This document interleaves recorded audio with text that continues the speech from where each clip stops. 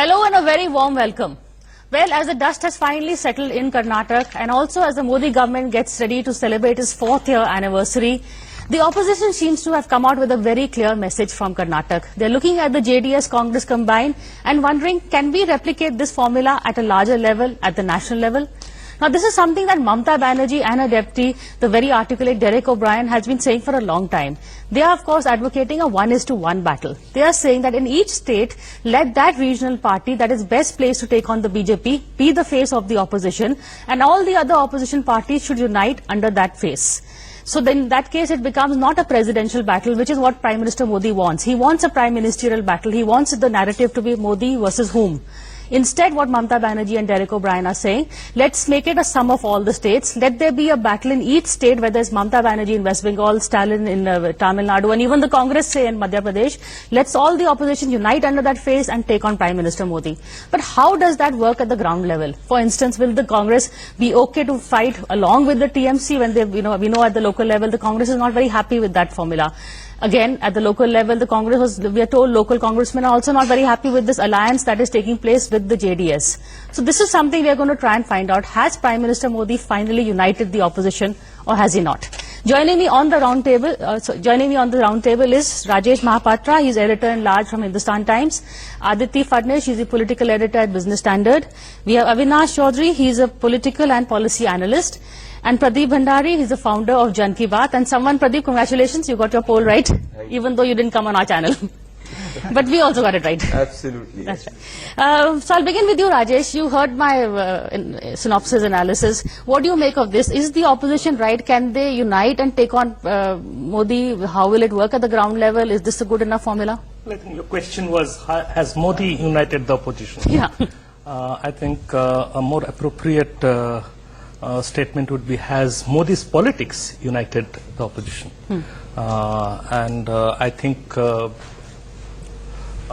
yes, it has.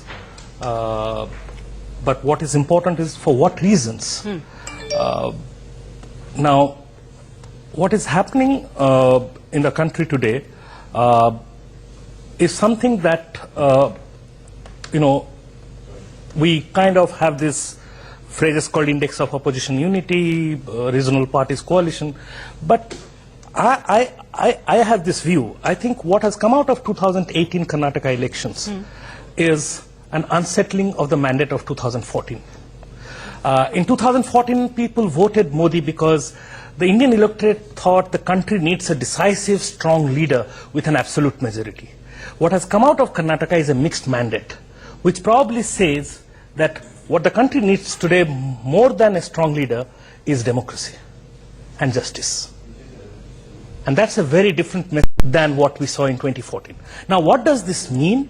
I mean, we'll talk about it more in detail, but there is this fear that is now bringing people together.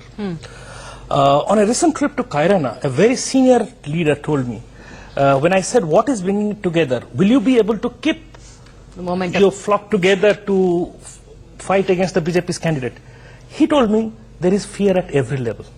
He said the Jats are petrified that they could be killed by somebody else. The Muslims are petrified that the riots would revisit. The Vyapari is petrified because of GST and demonetization and the IT notices he gets. And then, in a very comic way, he says, even a person at my level is scared, because I don't know when will I get a notice from one or the other agency of the government. Now, that is telling. And it's the fear than the lure of coming together. It's the fear of saving yourself by coming together is trying the opposition. So fear of a common enemy, whatever it takes to unite, is the anti-Modi feeling is uniting the opposition, Aditi? When I went to cover the campaign in Karnataka, there are 3 or 4 things that I noted. One is that Modi continues to be wildly popular. There is no two ways about it. People see him as aspirational. I could see the same places that I visited prior to Modi's visit and after Modi's visit, people had changed their mind. I could see that, I could hear it, I could sense it. So I think there is fear or otherwise that is restricted to the leadership of political parties. I don't think it's there in the people. That's number one. Number two, what I felt was that despite that, Modi's appeal overriding the party and directly talking to the people, that is creating a lot of, I won't say resentment, but a lot of irritation among party cadres. My own feeling is that he will have to give the people the BJP, but a new party. So he will change and reshuffle the faces which go into elections in 2019, because he has to give them something new to fight off this sense of ennui or boredom, or the sense that these people have not delivered. So sense of boredom, Avinash, sense of fear, these are all very negative aspirations, negative feelings that people are saying. But at the end of the day, Modi still goes on winning and winning. You may say that the Congress has got the state, but the election was won by the BJP. There's no denying that. See, I mean, there are two things which you have to understand. Congress has not been in this situation for the first time. When Mrs. Gandhi took over, Congress was exactly in 2 states. So we are exactly in the second part of it is that Mr. Modi came in 2014. And from there, he was always on an offensive mode. That cycle got completed in Tripura. Now he has to defend. And the 2 defense we saw in Gujarat and in Karnataka, I would say Mr. Gandhi was unlucky at best, because he missed by a whisker. He brought so close his camp to the winning line, and then they could not convert it. Maybe the last 10 days, what Modi does, the carpet bombing of his election rally, appealing to people, going above board of the party. Rahul worked fine until Modi stepped in. I won't say that. I mean, I'll say that. Aditi is smiling. I'll say that Mr. Gandhi and his party, they are fine-tuning themselves in the new settlement. What Modi essentially, that subtext of development, that has gone missing both in Gujarat and in Karnataka. He's back to his 2007 where he was talking about James Michael Lingdo and everything. That development politics is gone. It will be more fought on a polarization. You saw in what they got in coastal Karnataka plus what they got maximum polarization. The number of seats, the number of vote share which went high was still they managed not to cross that Congress vote share. So Congress has a lot of takeaways from Karnataka. What they gave to opposition also is a message that come together, let's fight and we can defeat them. And what unfolded in last 3 days, I think that has consolidated. So in 2019, they'll go with lot of energy taking from these 2, particularly Gujarat and Karnataka. Okay. But Karnataka, Pradeep, this alliance that has come together, we don't know how long it will last, but I assume it will last till 2019 simply because Devi Gowda wants a chance at Prime Ministership. But on the ground, you see, we have various, they've been fighting each other for so long. Now they all have to come together, whether it's, Congress, Mamta, DMK, IDMK. See, as you asked the principal question, has Modi united it? I think it's the politics of survival for all the opposition parties, and for survival, the ideology takes a backseat, and whether you attack each other in the campaign, it doesn't matter. The bottom line is that there is only one common united thread, that is to stop Modi, and the whole rallying point is anti-Modism. Okay. But let me tell you from the ground, and let me back it with numbers. On the ground, there is no such fear which is being talked in Vyaparis. Let me tell you, if Vyaparis had fear, why would BJP win the maximum seats in Surat? If Modi was unpopular, why in There is a theory about that anyway. No, but I'm talking on numbers. Out of 21 seats, why did he won 19 places where he campaigned? Compare that to Mr. Gandhi, where he lost most of the places where he campaigned as a leader. So Modi versus Rahul is absolutely not a comparison. Right. Again, on the Muslim front, right, in high Muslim areas, BJP's accuracy rate, winning rate in Karnataka increased by 54%, Congress dipped by 30%. It is moot point is simple that BJP could not get beyond the halfway mark, even though it had the mandate of the people. And even in 2019, all will gang up, and it is not the mandate of the people which will be enough. It needs to cross the majority mark on its own. So I completely disagree on this fact that Modi has become unpopular. Modi, in fact, across in first-time voters, youth, women, senior citizens, maximum crazes for Modi, and whatever BJP gets today is because of Modi. On this whole front where the catch and the difficulty will be where these strong local leaders come up together, whether it's the Mamata Banerjee, the Chandrababu Naidus, and how much can they rally together, and what is the narrative in 2019? If the narrative in 2019 is who will take the country forward, Modi versus who, because the voter That's will not what vote. Modi wants. And But- again, see, there's a difference between a state election and national election. In state election also, if you see in Karnataka, you had a face in Sitaramaiah, you had a face in Kumaraswamy, you had a face in Yadurappa, right? Voter will not go for a unknown which is there. Now, if you say about the theory of Mr. Derek O'Brien that 1+1, but again, the voter there is not voting for the state leader there. He is voting for somebody who will take the country forward. That's So a fair the argument. voter Yeah. psyche changes. That is why you see a Gorakhpur is lost, but a UP is won, or say a Tripura is also won, right? So Yogi is losing, but Modi is winning. No, That's that is a hard fact. I completely agree that voter is very smart, that he might, in a panchayat poll, he knows who's he electing, what is, who's he electing. I'll tell you a small instance, right? then I In want to bring Udupi, Rajesh in Karnataka and Udupi, there was a very strong local congressman, Pramod. He last time won with a margin of 25,000. Just because of a Modi rally, this time he lost with a margin of 15,000+ votes. So let's get it straight. Modi factor is not gone, and across caste and creed it works, and it is good to satisfy yourself sitting in Delhi that Modi is gone and Modi is not working, but Modi is only thing which is working for BJP right now. Only thing, and that I think is the moot point. Yeah. I think we have to emphasize on that. Modi is the only thing that's working for BJP, because everywhere I went, people were so dismissive of Yediyurappa. They were so dismissive of the idea that a person like that could be a decisive chief minister. They were so dismissive that he is going to be the chief minister. They kept telling me that other people are going to be chief ministers, and I don't want to name them here because it's a closed chapter now.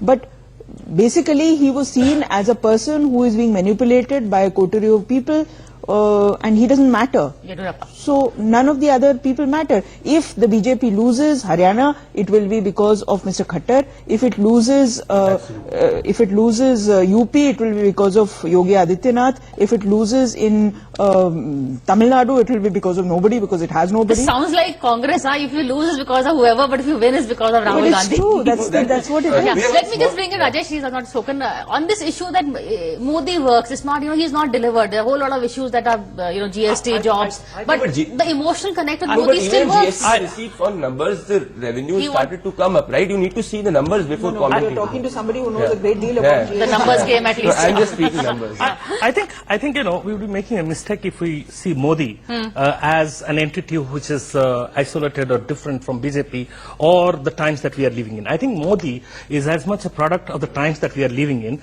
as much as the times that we are living in are a product or a result of Modi's politics. I think this is very important to understand. What is it that, people said that, Aditya, Aditya has gone around and said that people still have faith in Modi. I think when you say people still have faith in Modi, it has many meanings. I think at this point in time, in desperate times, there is something called hope and despair. And that sense of despair is also tied to Modi, because they still see him as a man who can still salvage them out of this situation. Absolutely. Now that's rapidly changing. And in politics, things change very fast. Now, here is what I see as where BJP had an edge over the opposition so far. One, it had a compelling narrative and a powerful communicator. Two, it had a macro strategy and which seamlessly integrated micro-intelligence that could be collated through a network that has rather become formidable, backed up by the Rashtriya Swayamsevak Sangh. Right. He's Then, the organization. the third thing, which I think we must make note of, is that here is a government which has no hesitation in using every organ of the state to achieve its political goals. Which, let's not be surprised, happens all the time. No, but no government till date has done it so brazenly. So these are the things which are come on, Rajesh. It's just that we are more active on the social media. I'm going to take a break and come back and counter Rajesh on you stirred a hornet's nest over here. I just had one more point to say. Quickly, then I go.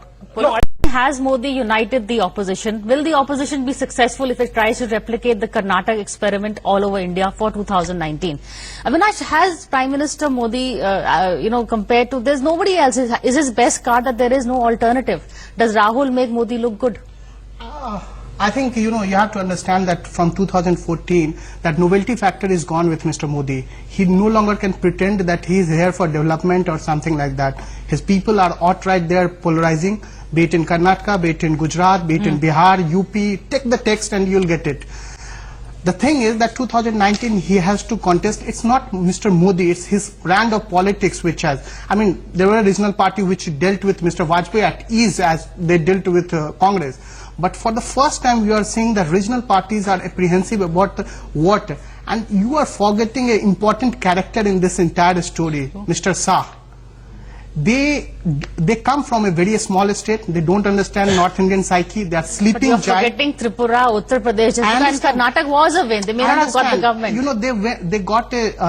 They got a background where they went with a novelty in every state promising. Now that cycle with Tripura is complete. They have to defend.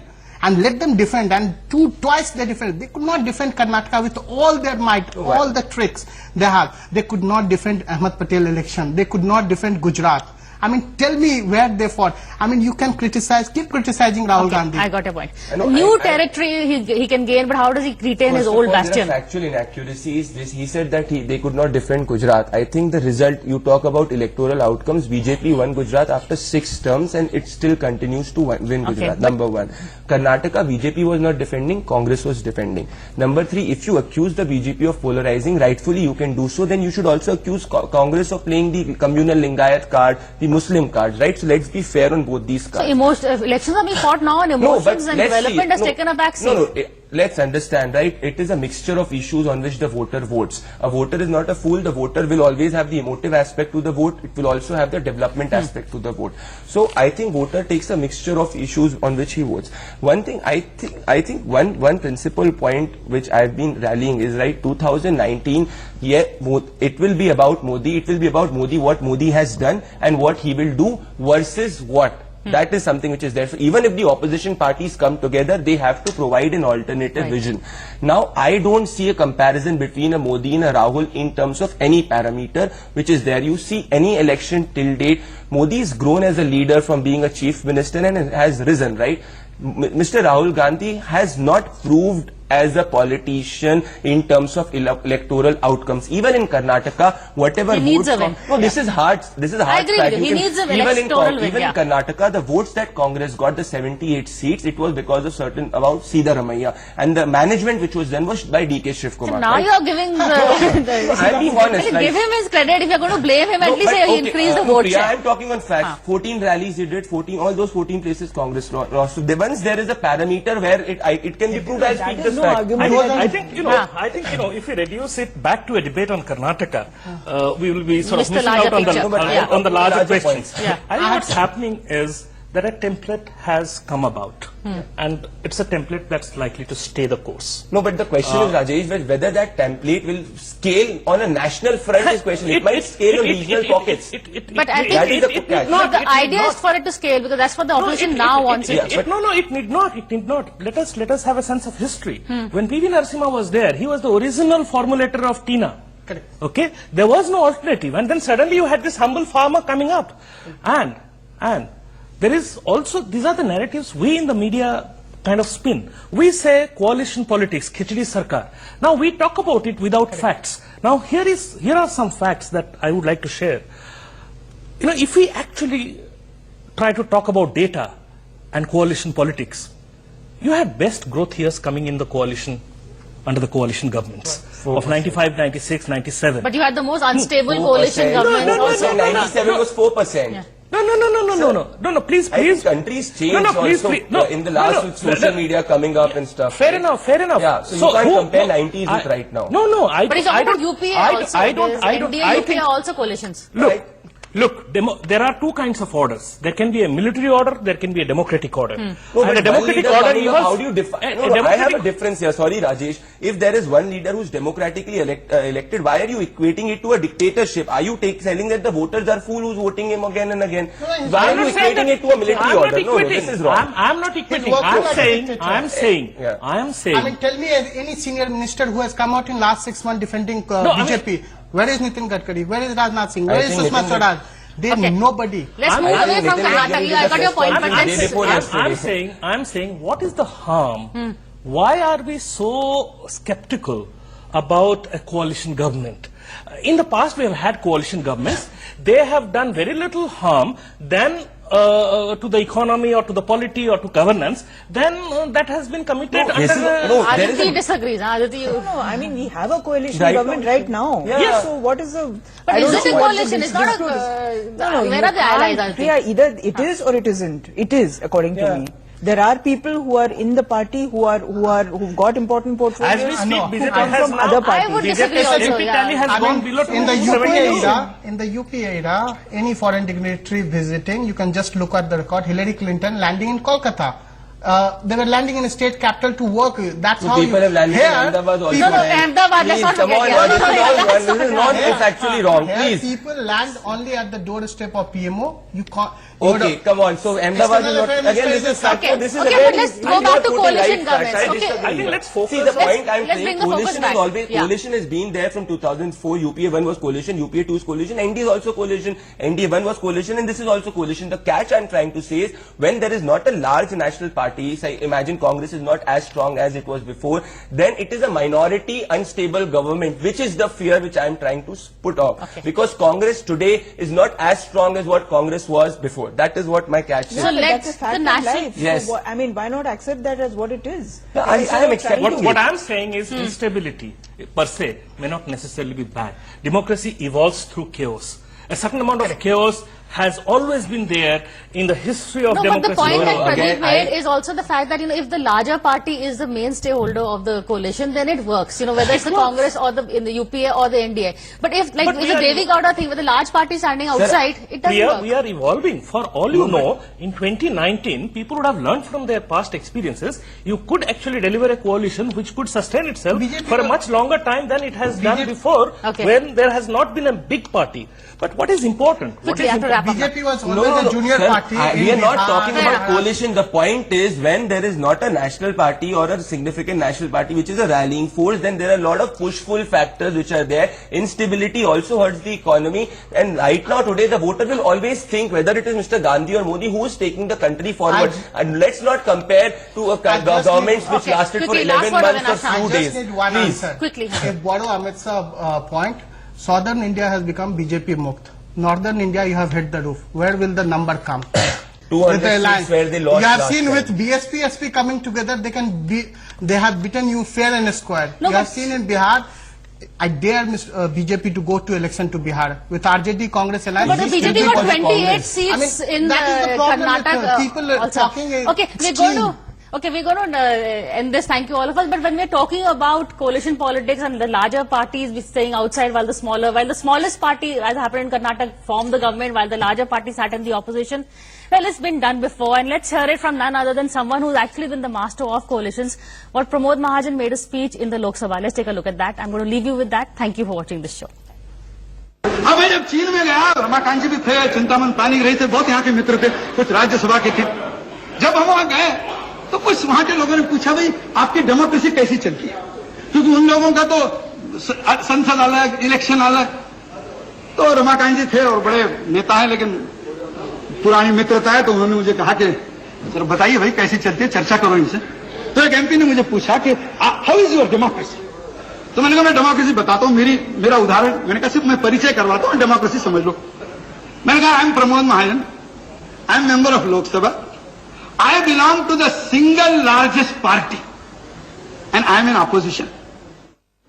चीनी आदमी मेरे को देखते रहा, you are single largest party? मैंने कहा we are the single largest party in the house, we are in opposition. अच्छा, फिर हमने चिंतामन पानी रही की ओर हाथ कर दिया। मैंने कहा ये है, वो सामने है, हाँ सॉरी श्रीवल्लभ माफ करना, वो सिंह का सिंह करते तो थोड़ा हो जाता है। अब उनके और हाथ करके कहा he belongs to the second largest party. He is outside the government, supporting the government. फिर एमए बेबी थे, मैंने उनको उठा दिया. मैंने कहा he is the third largest party. He is inside the front but outside the government. और फिर मैंने कहा he is Mr. Ramakant Khalap. He is the only member of his party and he is the government.